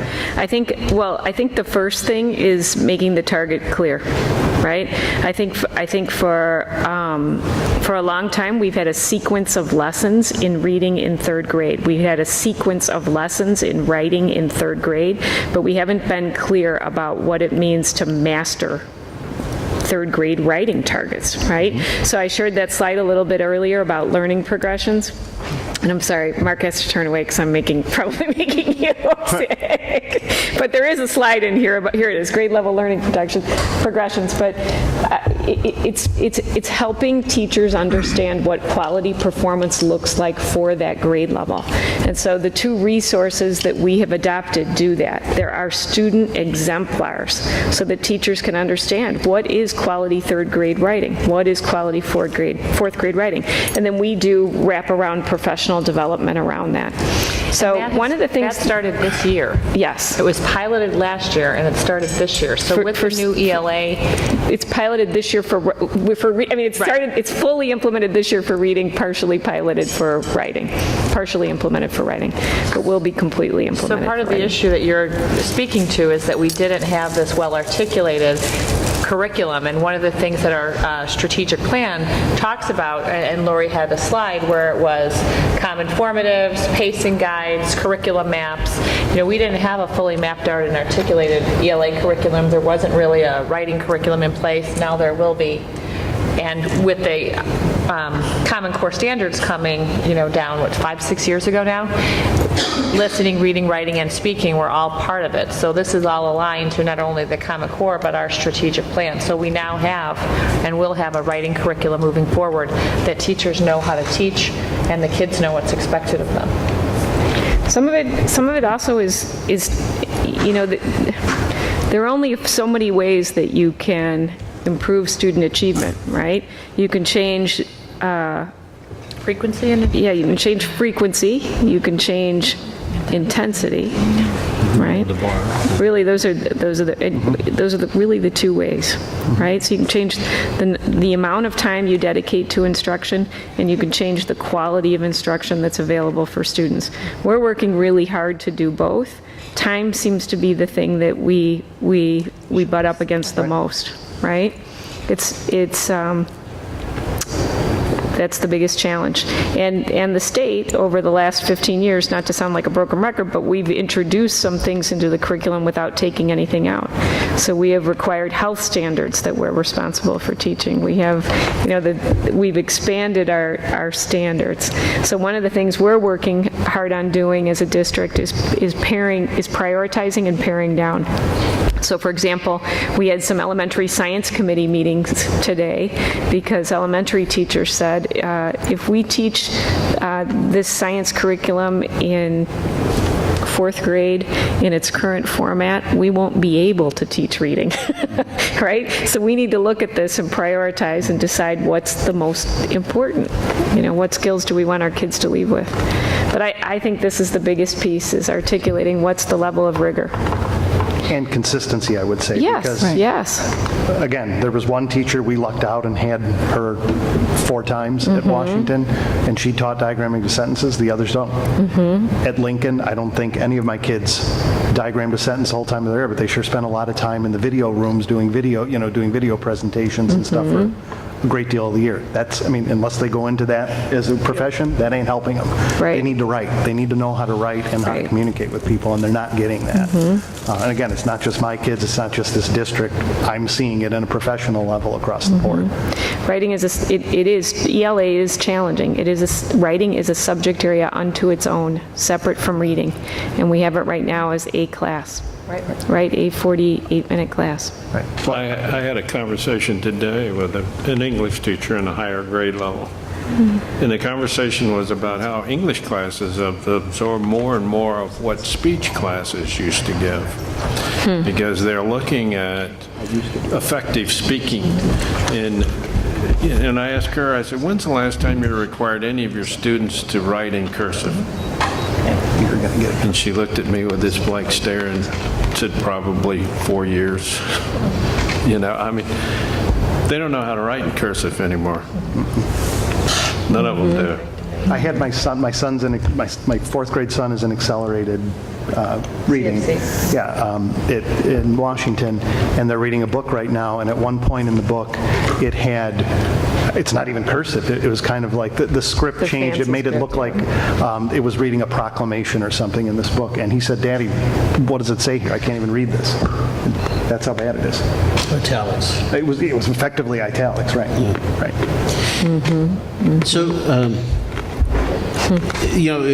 where all this becomes paramount today is my youngest daughter is taking the ACT, SATs for college. She's a senior in high school. And everybody gets all uptight about the thing they got to write, right? And, I mean, that's really when it comes home to roost. Because I've seen some students who get accepted to high universities, and some of the things they write are unbelievably beautiful. I mean, it's just wow. And the insight and the articulation and the phrasing and just the thought process that goes into it, I'm like, holy cow. I mean, at that age, I could never have done that. I mean, not that we were ever taught to do something like that, but I mean, really, you could see how the evolution has really come around. But I'll also say, to play the other side of that argument, because I've got two of them doing the same thing right now and writing college essays, there's people paying $150 an hour for tutors to help you tutor you through the stupid essay process. You're gaming the system. I mean, that's all it is. And they've got counselors at Maine South who are sitting there reading the essays and making sure that the essay's good for this particular. That's not what the program was intended to be. Right. It's intended to show that you can write at that point, not to get it looked at by people with PhDs for money before you ship it off to university of whatever. And that's what we've come to. The whole system is a game. The ACT and the SAT are a game right now where we take it 16 times. We go to different, I've spent thousands of dollars on tutors to have my kids tutored so they can take the ACT and the SAT, and they've taken it several times, and you super score it and don't get me started. No, I know. It's ridiculous, and it's not really testing what kids know or what they can do at this point. You should look up, Rick, You mentioned that. competency-based education. There's a new, it's interesting. Well, it comes home to roost when you're 21 or 22, when you go get a real job for the first time and you can't read or write. But it's really looking more at like what tasks can students perform to demonstrate that they've mastered something versus taking the SAT or the ACT.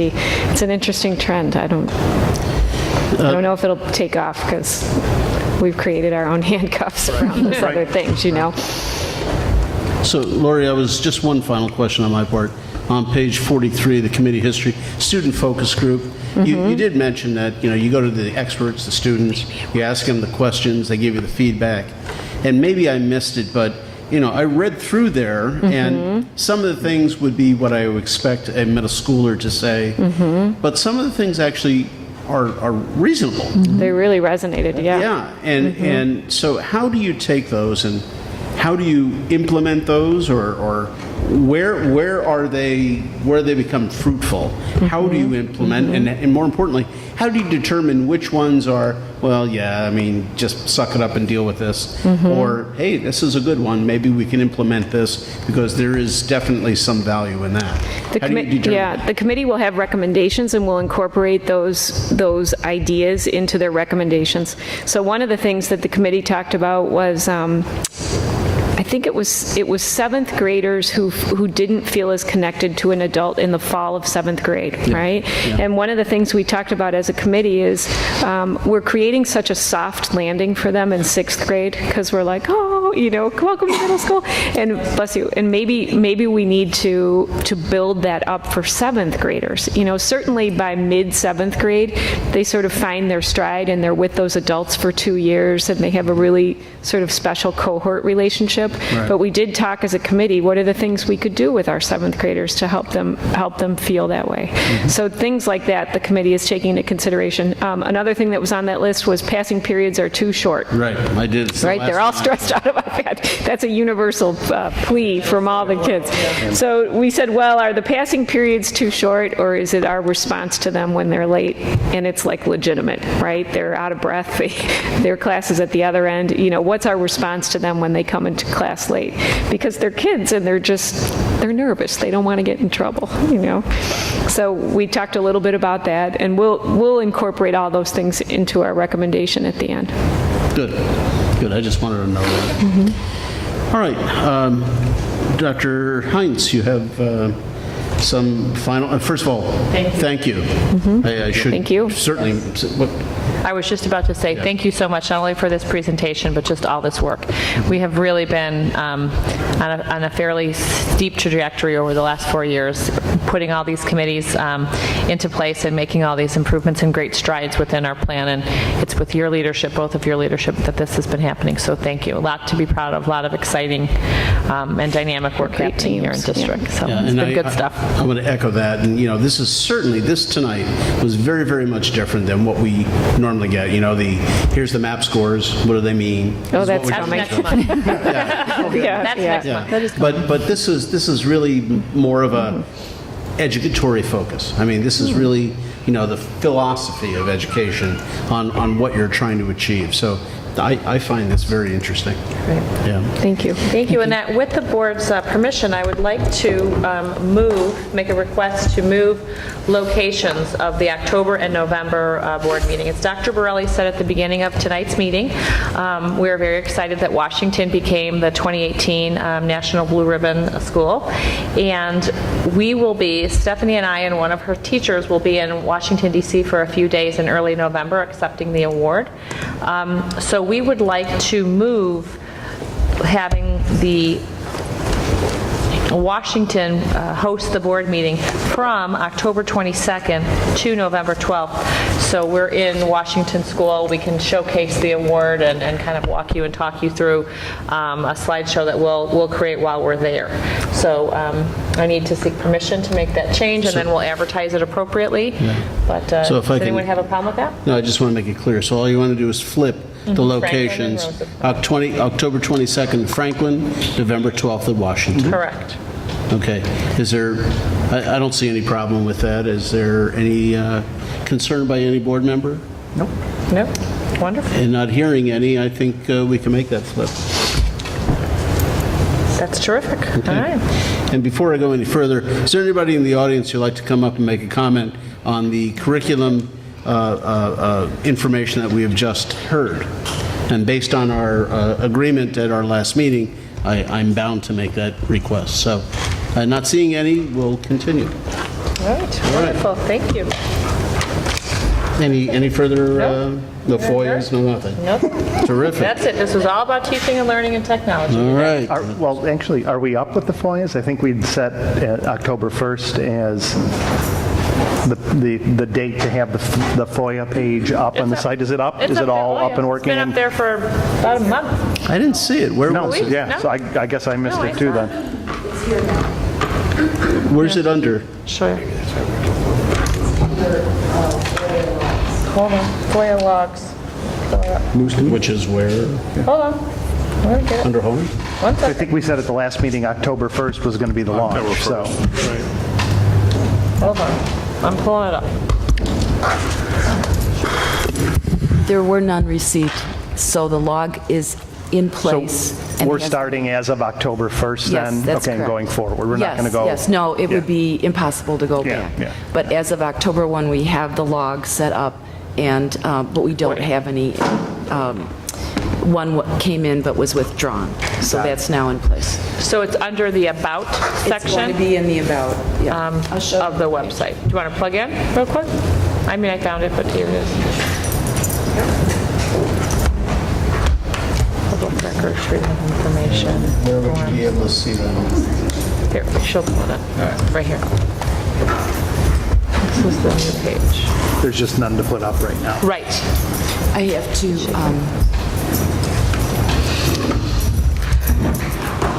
Yeah, if you put these on, you can see them actually. The FOIA requests? yeah. In Special virtual classes. reality. In virtual reality. Wow, look at that. Yeah. So this is the, you could see now the log. Can you move the microphone a little closer to your voice? Thanks. So this is the log page that Bernadette, will be can you on go here. back for a second, just show us Sure. how to navigate there? Sure. So right here, it's, it will be under the About menu. I have to create a link from the FOIA request page. Oh, so they'll actually. It's going to be, this is in here. yeah, so it's going to be here under the FOIA request page. So there'll be a creating separate link to get to the Yes, log. Got it. to the Okay. log. And then the log will have a we've set it up so that it will be continuous. So this is going to be the period that will take us out to the rest of 2018, and then we'll have another accordion like that we'll pick up for the next year. So once you hit the accordion, then Nice. I did put on the first requests that had come in, but it was withdrawn, so I put it on anyway. Okay. So this, I will make the attachment of this log page onto the main FOIA page. Cool. There was a question I had on the website. I can't remember now. I can't remember now. You know, Bernadette, I do have a question for you. It's not what I was thinking of that escaped me, but it's on the videotapes. There are times when I look at videotapes and they're hard to find. I've heard, not the videos are hard to find, it's when I look at the agenda and I try to spot it. There are, I've heard of, I haven't seen personally, but I've heard of where you go to the agenda and you click on the agenda and it takes you automatically to the spot on the video. We don't have that system. Yeah, but there is something like that available? We looked at that a number of years ago when it was a subscription service to do that, and it was very expensive. So that's why we created this other alternate that Sure. is kind of the closest we can possibly get, and it still requires a lot of time to identify the time marks, and we put that in. But we think that, you know, for $0, it works pretty well. Except for your time. It's not $0. It has some time, Yeah, yes, you gotta- but you gotta it's do not it. an ongoing subscription, you know, that costs the district money on an ongoing basis. Gotcha. Thank you. Okay, thanks. Any further questions or comments by the board? And if not, how about a motion to adjourn? So moved. Second? Second. Tom's got the second. We'll need to take a voice vote. Larry? Yes. Yes. Yes. Yes. All right, we'll see everybody on October 22nd. Thanks.